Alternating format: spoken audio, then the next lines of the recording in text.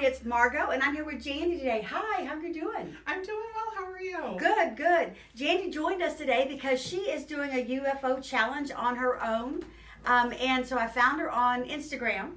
And when I was scrolling through, and she had this cool UFO picture, and I said, "Oh my gosh, we have a UFO thing going too." So come over and let's talk about your UFO thing and my UFO thing. Yes, I'm so glad you invited me. Thank you. Yeah. So how long have you been quilting? I have been quilting for 16 years now. Okay. So I started when my youngest was about 1. Bought a sewing machine one day, went home and put together a quilt, and I've never looked back. Okay. So let me ask you this. Did you come from a family of quilters? My sister had started quilting about 6 months before I did. Okay, there you and go. she sent me to the store to get some fabric for her, and I had not been in a fabric store in years, and I had no idea what cute fabric was available. I was like, this has been hidden from me. So I just picked up everything I needed for a quilt, stopped by a big box store and bought a sewing machine, and went home and started. Okay, that sounds good. So have you sewn before in your life? Like little pillows and cross stitch when I was a kid. Okay. Yep. That sounds like. Well, we did make some of our own clothes, and I have a fashion design, I have some fashion design experience, and so from getting a degree, and so I made clothes up until I started working, and then I no longer make my own clothes. But it was a number of years until I started quilting. And you're right. You go buy the machine, and you get this stuff for your first quilt, and you're hooked, and it becomes like an addiction. It is. And I like to say that it's cheaper than other addictions, but I don't know that that's the case. So. Sometimes it could be healthier than some addictions. Yeah, much healthier though. So. That's exactly right. So let's see what else. So you're on Instagram, and it's Jandi Dean. So it's just my first and last name. When you put it together, it sounds a little bit like I stutter. But it's just Jandi Dean. I like to make it really easy. I'm the only one on there. Okay, and do you belong to any quilt guilds? I do. I'm actually a member of the Houston Modern Quilt Guild, and I am a member of the West Houston Quilt Guild. All right. And would you say, what's your quilting style? I'm definitely lean more transitional. I really like modern fabrics with traditional blocks. Love solids. So, and I love some wild, quirky prints too. Anything vibrant is I'm there for it. Yeah, listen, I call that the happy fabric. Yes, yeah. And you can't look at like any cape or anything and not just smile. It's so beautiful.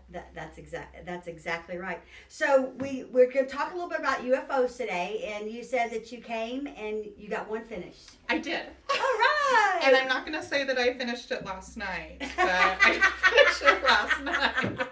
So this was my first UFO, and I find that with my UFOs, my biggest problem is if I put it away. Out of sight, out of mind. Right. This was the victim of a cleaning spree. I had to pull it off of my wall. I had people coming over. I stuck it in a drawer. Forgot about it. So It was the first one that I pulled out. And it is just this simple version of like... Let's pull it up here. Let's see.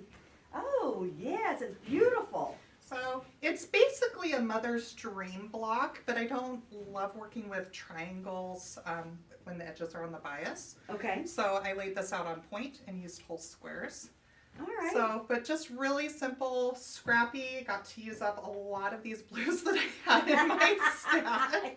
Yeah, and you got a lot of good low volume backgrounds in here. Yep. And then Kaylee, who's Fourth House Handmade on Instagram, she quilted this for me. Oh, She's okay. actually offering discounted quilting for my UFO challenge. Okay. But she was able to get this all quilted for me, which was great. And then got my binding on here. And So tell us about, why did you decide to do a UFO challenge? I have outgrown my UFO. Okay, people have UFO piles. I know, and I keep referring to it as UFO pile, but it's UFO walk-in closet. So it has gotten a little out of control. You're so lucky that you're living in a walk-in closet. So maybe not neatly, but it is in there. Yeah. So I was like, I really want to work on this year. I have a lot of stuff that I love, and when I look at it, I still love those fabrics. Sometimes things go out of style, and I don't want to wait until I don't love them anymore to finish it up. Hey, I agree with you too. Pulling these out. And I always think nothing feels better than starting a new project, and I probably still think that. But also, like, finishing it, I forget how good I feel when I finish it. Yeah. When I did the last stitch on the binding on this, I was like, oh. Yay, It's done.